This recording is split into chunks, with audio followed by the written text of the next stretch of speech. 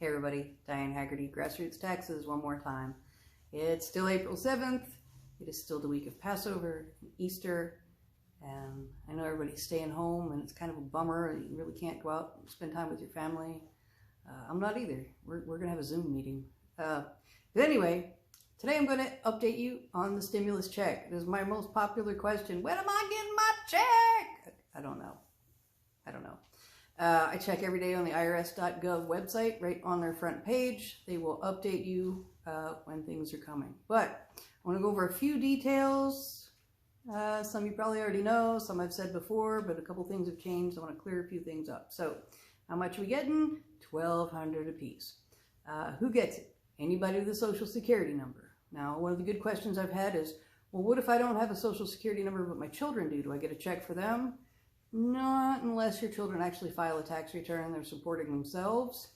If they're adults and not claimed as dependents, they can get their own check. But as for getting a check because they're a dependent and you're not going to just get a $500 check because your kids have social security numbers. I'm sorry, it doesn't work that way.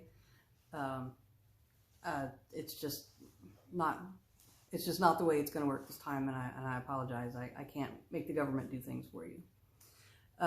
You will get $500 for each dependent if you have a social security number for your qualifying children.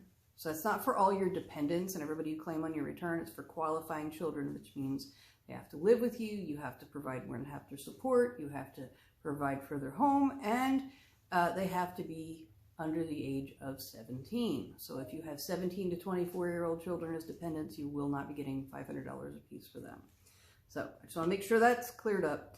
Another thing is, if somebody claims you as a dependent, you're not going to get a check. So think about that. Who gets claimed as a dependent? Who I have a lot of people is elderly parents that their only income is Social Security and they're supported by their children.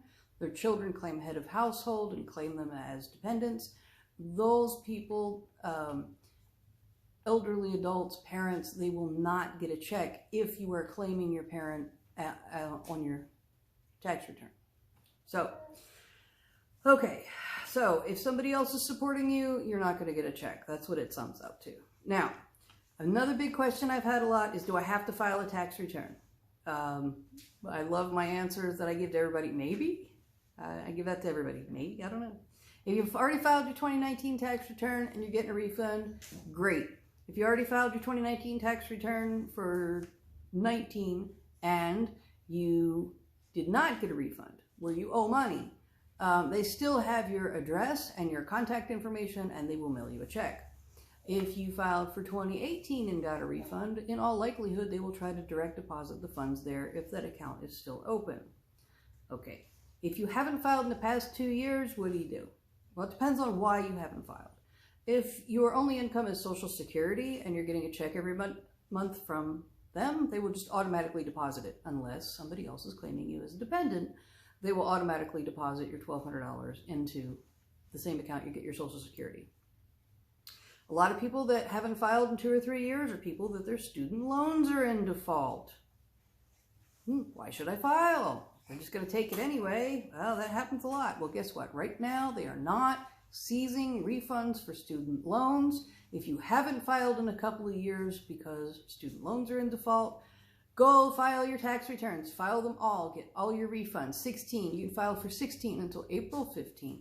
So 16, 17, 18, 19. File your tax returns. Get your refunds.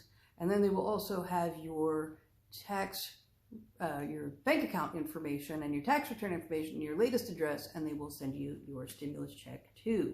Will not be seized. It will not be seized for back taxes. They will send it to you. However, that's the only other thing. I don't know. If you're being garnished for some other reason, they might still seize. The U.S. Treasury has not stopped the seizure program. It was just the Department of Education and the IRS. Okay, so what if you just haven't had a reason to file in the past few years? Okay, what if you living off of an inheritance, or you got an insurance settlement because you got hurt, or you have some savings, or what if you're just plain living off the grid and just don't participate in that and just don't have a whole lot of money and you live off the land?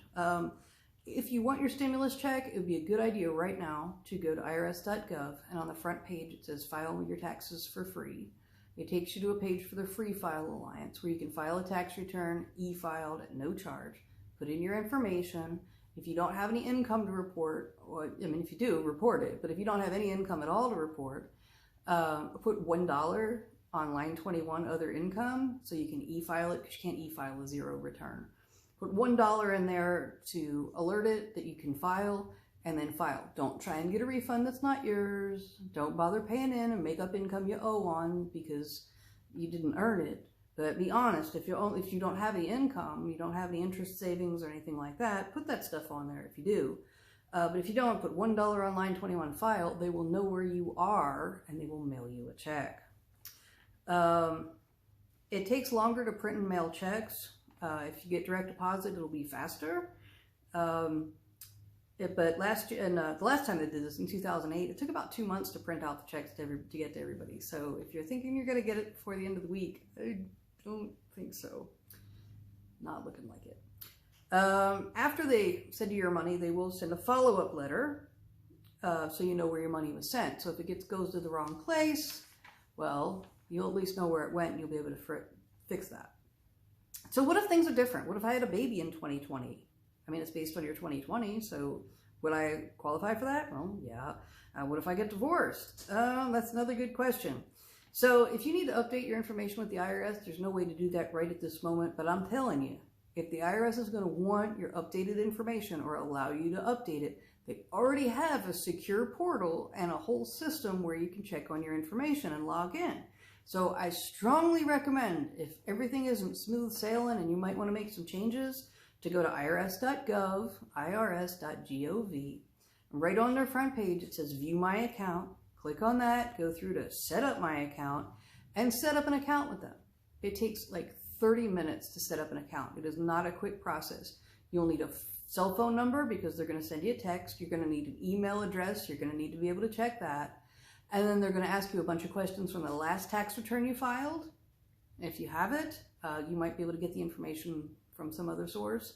They will also ask you a bunch of information about like off your credit report, like other things, like what was your address 10 years ago? Crazy questions. So they really know that they really have you. It's a pretty secure system. So as of right now, there's no way to update your information. But if the IRS is going to allow you to update your information, that's where it's going to be, on irs.gov, My Account.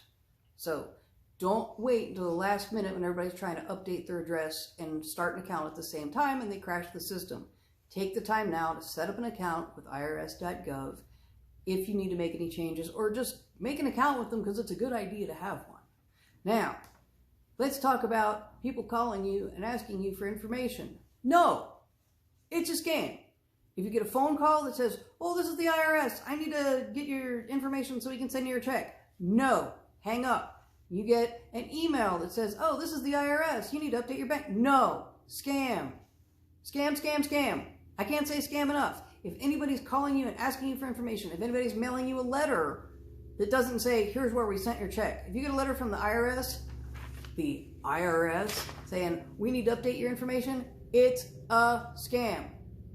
Don't even think about it. Throw it away. Don't ask me. Don't call me and say, Dane, is this a scam? Yes, it's a scam. Nobody is asking you for your information. Nobody is updating your information. Nobody is going to ask you for anything. It is a scam. Tell your mom, tell your uncle, tell all your old people, tell all your young people.